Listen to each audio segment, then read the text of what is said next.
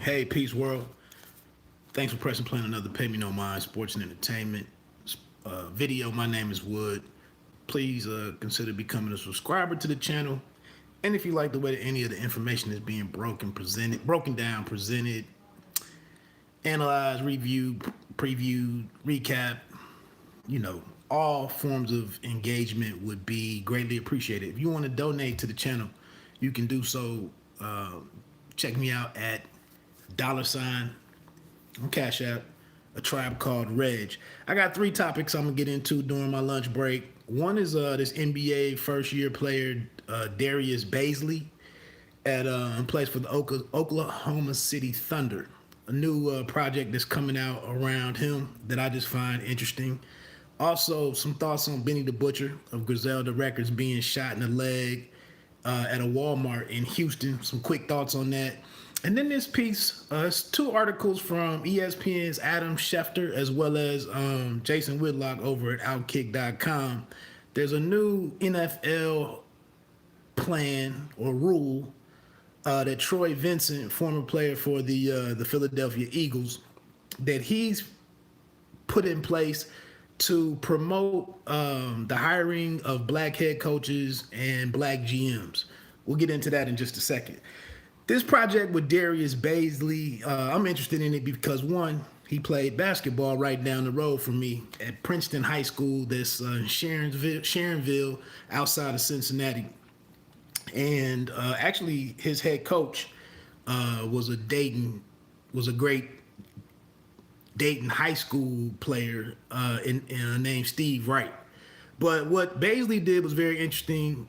Now the NBA or the G League has this select team where they're gonna take like five, one and done caliber players. It's gonna be a team. I don't know, 5 to 7, whatever. But the team will basically be comprised of one and done guys who didn't go to college. And I think they were trying to base the team in LA, but that's happening now, where the G League is like, hey, we have these kids that are kind of an exception. We're going to do something with them. Before this happened, a couple of years ago, Kenny Bazley was set up to go to Syracuse for Boeheim, and he thought things through and decided that he was going to go straight to the pros through the G League. So he was doing this before the G League even set up this select team. And Abdul Rahim is overseeing that select team. He might even be in charge of the G League right now. Former player for the Vancouver Grizzlies. But anyway, if you check out the Uninterrupted YouTube channel, they have about a minute and a half piece on Darius Bazley, who just finished his first season in Oklahoma City. So he did his stint in the G League, is now up with OKC. And I thought he was in year 2, but that's because the season was all split up with the bubble and the pandemic and whatnot. So he's only finished his first season. But he had a couple of games where he showed that he might actually, he can play and he might actually stick around. But it was a huge risk, to forego the year at Syracuse, being that it's one of the premier, college institutions in all of basketball. And having time to play for Boeheim, to turn around and go away from that to go be a full-time, basketball player and put all your eggs in one bucket in terms of making the NBA was kind of crazy. But what's interesting about this program is that Rich Paul of Klutch Sports is something that he set up for the 1-year gap where Bazley, I guess he did his G League stuff, but then at the same time, with him being under Rich Paul's, with him being represented by Klutch Sports, they wanted something else for him to do.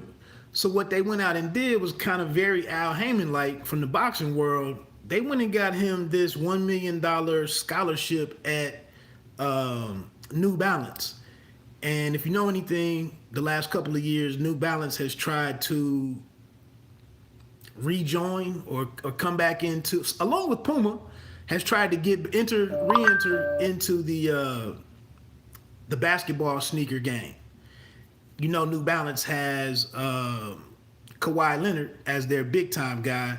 Well, they also signed Baisley as one of their youngsters. But Baisley went and did this internship for a year at their headquarters, I believe, which is in Boston, Massachusetts. And that was kind of Rich Paul is on there talking about, you know, he wanted to show this kid how to have. He wanted the kid to be able to have some kind of work ethic to help him as he transitioned into the NBA. So I just thought that was dope. It's great to see that kind of mentorship being somewhat innovative. I don't know what the $1 million is based on. I guess you got to catch the finished project to see what he was actually doing at New Balance. But they just showed him they had some clips of him working, you know, day to day at the New Balance headquarters and whatnot. So I think that'll be a pretty interesting project. And it's also just something to keep an eye on as more kids, flout going the direction of going and spending one season or part of a season at in college, and they pursued or explored these other alternatives. You saw right now, tomorrow night, LaMelo Ball or whatever, or the Ball kid, you know, could be a top 5 pick, and he didn't go to college. So that's something to check out with Darius Baisley, and some good ideas. I think some good news from Klutch Sports, and Rich Paul doing what he wants to do. You know, shaking things up and finding, like I said, alternatives for these kids who arguably shouldn't have to go to school if they don't want to. You know, and if they have an ability or talent level that they don't necessarily have to do that. Getting into this Benny the Butcher situation, you know, I didn't do my, I probably won't get around to it. I didn't get to do an album review on this Hit Boy produced project from Benny the Butcher. It just completely escapes me. Burden of Proof. I do like the project, but anyway, recently, I guess over this past weekend, Benny the Butcher was shot in the leg in an attempted robbery at a Walmart in Houston, and since that happened, you know, he's recovered and whatnot. I didn't read a whole lot of details on the extent of the injury or the wound. But a lot of people, a lot of other rappers, West Side Gun, you know, his brother, you know, basically at Griselda Records, they've all come out, tweeted various things in support, wish you well, quick recovery, so on and so forth. This is just crazy, and part of the reason why I haven't talked about the album, because these guys put out a ton of product, a ton of material, and you know, I still wrestle with just full on promoting, you know, what they talk about, what they rap about. That's just me. But Benny the Butcher is an exceptional lyricist. You know, he is a hell of an artist. He's trending in the right direction, and just becoming, you know, he's a hard worker. It's a lot of things, and then even some of the lessons and the topics in his lyrics might all, you know, revolve around drug trafficking and whatnot, but it's still a certain level of thought that I can appreciate in how he discusses this, and how he paints the picture of it from a 360 view. But you know, when you're talking this kind of stuff, when you're doing what you're doing on Instagram, showing how you're moving, where you're moving, all the jewelry, you know, talking about money, and sometimes showing money, you know, when you pop into these different cities, you know, it's just crazy. We just saw what happened with the Pop Smoke a couple of months ago, but it's crazy to share all of this stuff on Instagram, and for these guys to actually be out here really being targeted and damn near hunted now, just by basically following an artist's Instagram page or social media. So with that said, Jim Jones, I guess, actually he went back and forth with a former service member after a couple of months ago, before this even happened, this situation with the shooting. Jim Jones said that being a rapper is more dangerous than being a soldier, in the U.S. Armed Forces and whatnot. And I guess some hip hop fan, former soldier cat, came on the thread, and there was a couple of exchanges, why that's not true or why that statement was disrespectful. I'm not getting into all of that, but it's definitely just food for thought about where we are and where the black community is with, on two sides.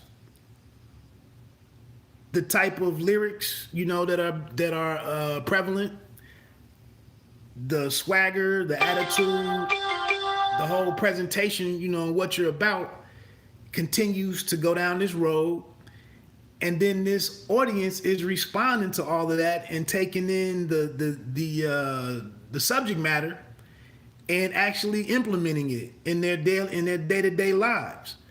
And now these guys, as a result of this, and as a result of tough times out here in the streets, idle minds, access to weapons and all of this stuff, access to where these guys are going to be and how they're moving, it's endangering these guys. And it'll be interesting to see how, the bigger name artists, the baby, I guess he shot somebody. I thought that was in a Walmart, but he shot a fan or another person. And it's wild, man. And like I said, for me, I am apprehensive about continuing to talk about some of these guys, showcase them, highlight them, and what they have going on. When I know, on the other hand, that it's a troubling, it's a disheartening situation. The things that stem out from that. Getting into this last topic, Adam Schefter and Jason Whitlock over on Outkick.com.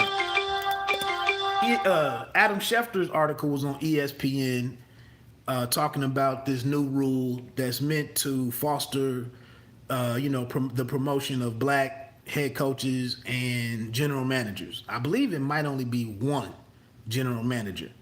At the start of the season, there were 4 black head coaches, I believe, out of 32 teams. We see Brian Flores is balling out down there in Miami. And then Mike Tomlin, who many people wanted to get rid of.